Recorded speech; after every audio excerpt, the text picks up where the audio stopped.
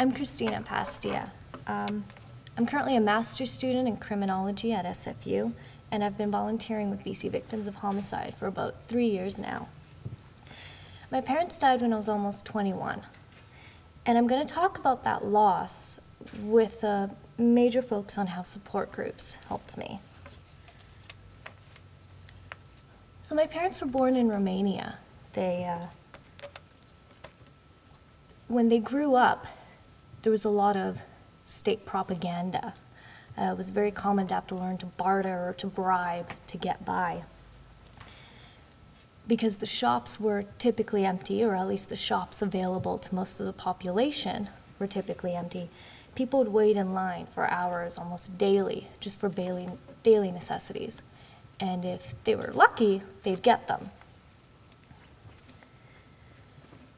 It was a place where the fear that your neighbor or your family member or your coworker was actually a spy for the government was completely reasonable.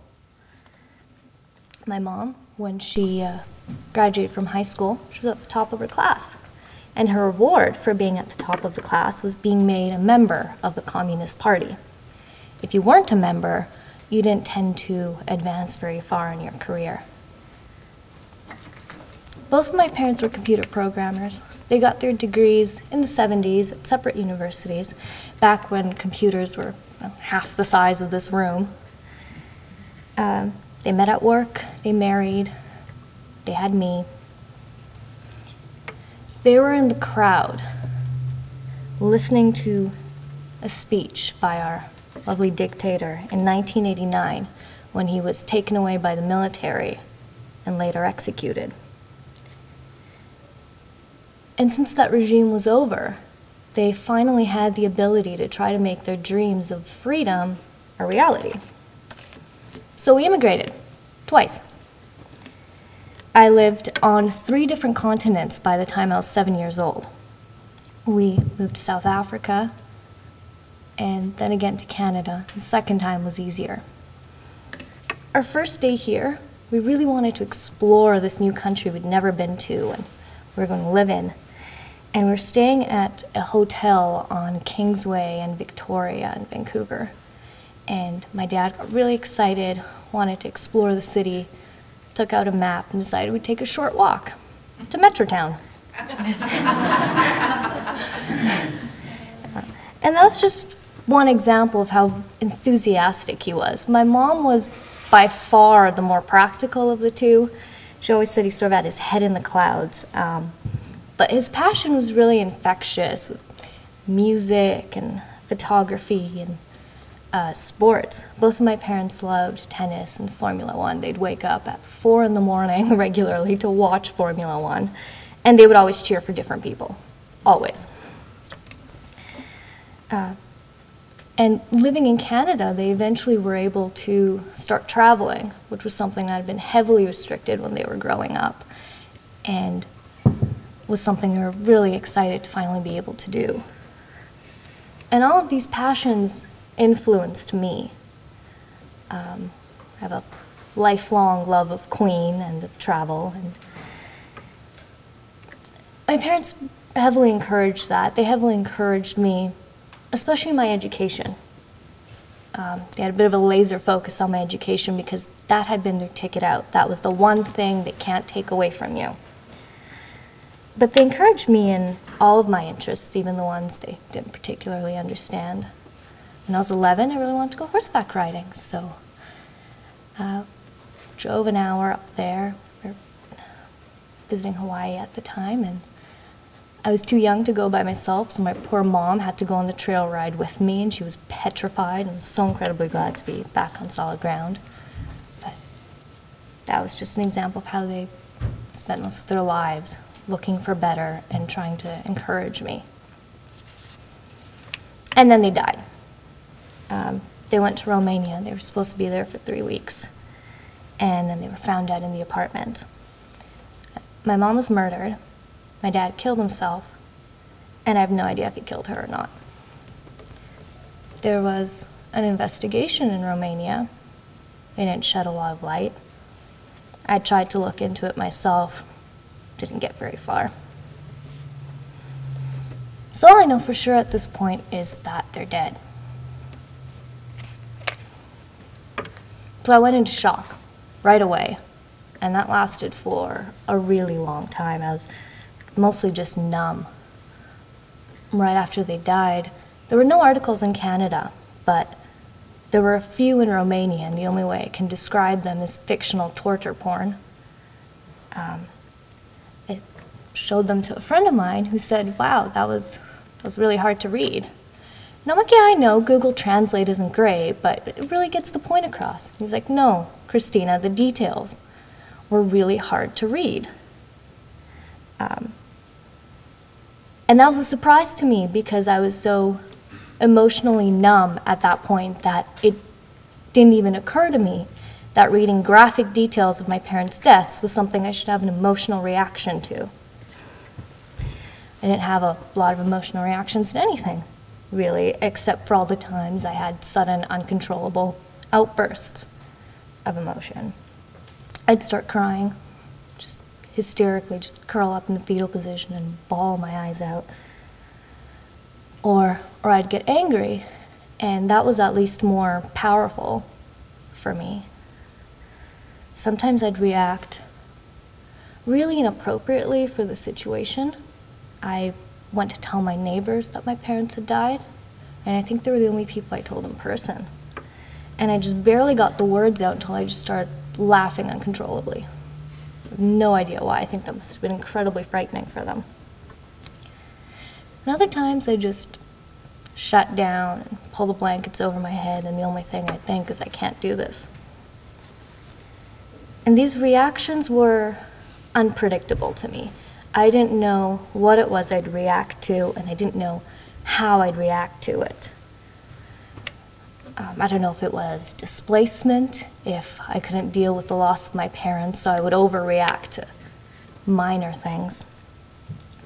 And this was all these outbursts. They were intense and they were draining,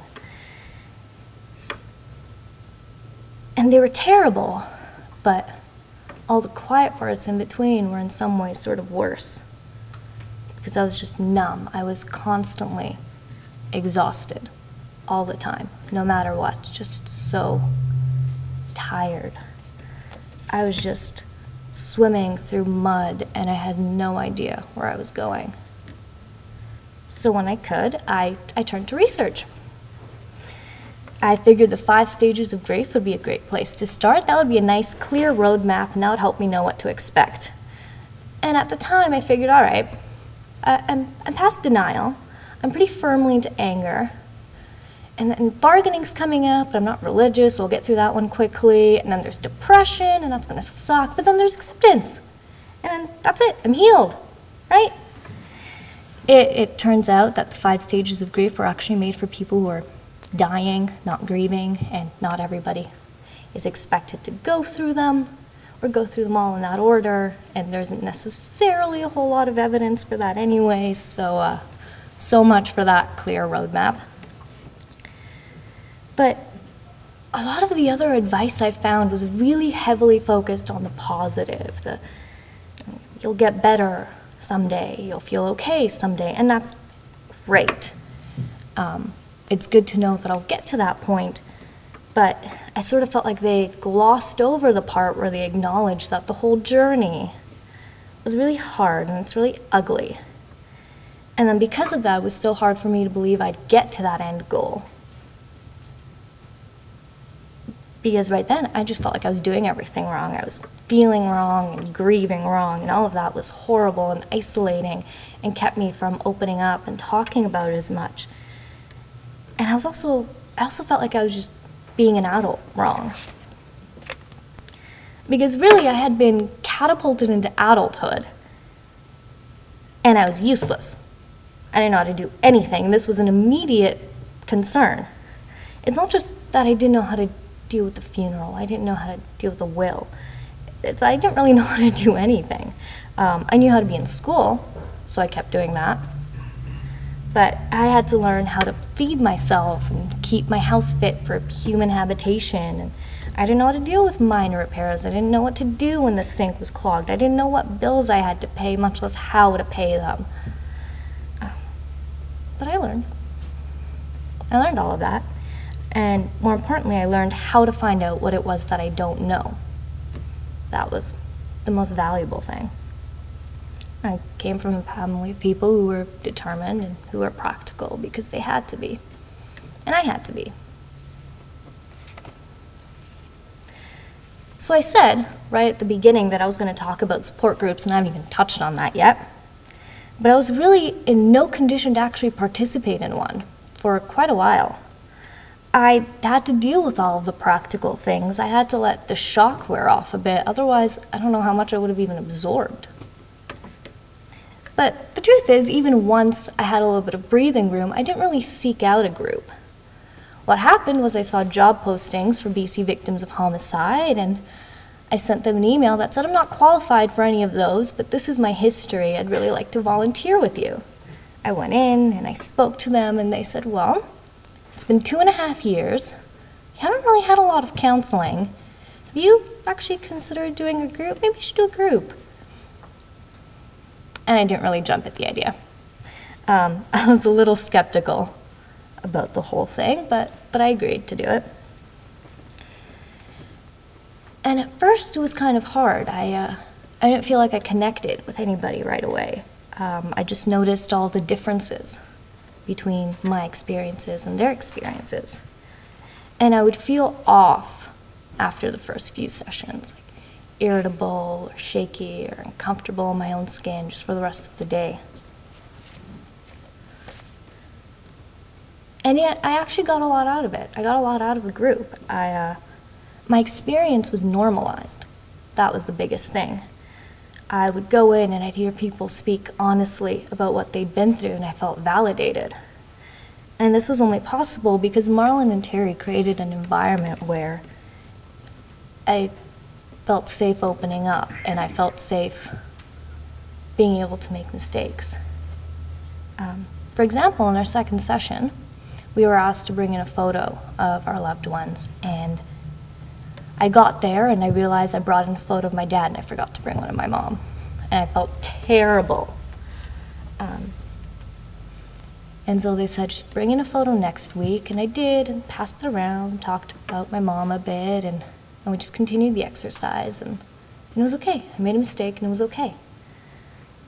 So eventually I stopped feeling so isolated and like I was doing everything wrong, because everyone else's journey was just as messy as mine was.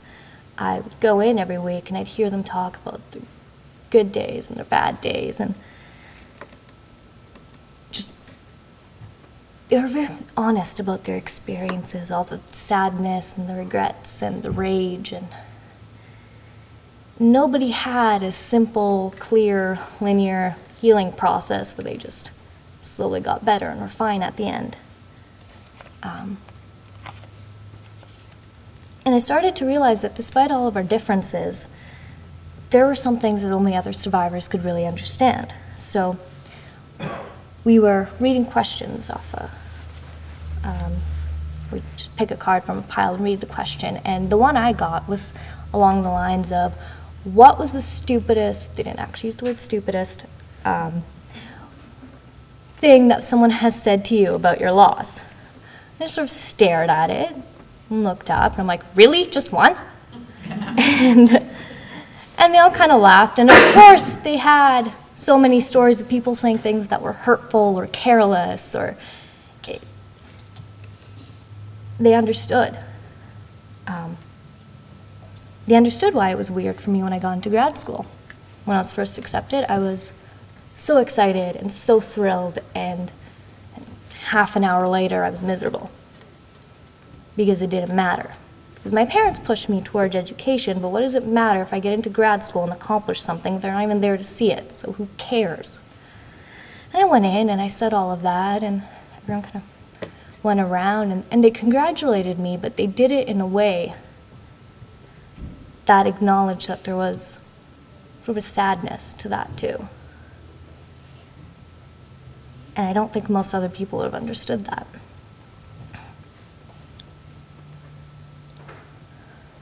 So I did eventually feel like I started to connect, and I stopped feeling so off the rest of the day. I learned to start talking about the trauma, and then I learned to put it away and be able to move on with the rest of my day. And what I didn't talk about in the group was just something that I slowly began to realize at the time was the value of being able to let go. Because I tried to find out what happened. It was awful not knowing. It still is awful not knowing. And I didn't stop because I was enlightened. I stopped because I ran out of options. But I eventually realized that it would be worse if I spent the rest of my life fixating on this and trying to find out what happened and not really living at all. And in that case, then 3 people may as well have died. When I was first putting this whole talk together, I was asked about resiliency. And I don't really know how to define that. I don't really know how I'm resilient. I have a really hard time articulating what it was that I actually did to get through. I don't particularly feel like I did anything. I don't feel especially resilient. I just found some way to keep going. And it was some combination of luck and my friends and professional help and the group and my morbid sense of humor and the practicalness and the determination that I got from my parents. So what I'm really just left with now is there's a twisted sense of freedom in knowing that this is probably the worst thing that'll ever happen to me. This should be it. It'll be really hard to top this one. So this is probably the worst thing that I'll go through, but I went through it. I stumbled through it somehow to the other side, to a place where I don't have answers. I don't have closure. But I do have peace more often than not. Thank you.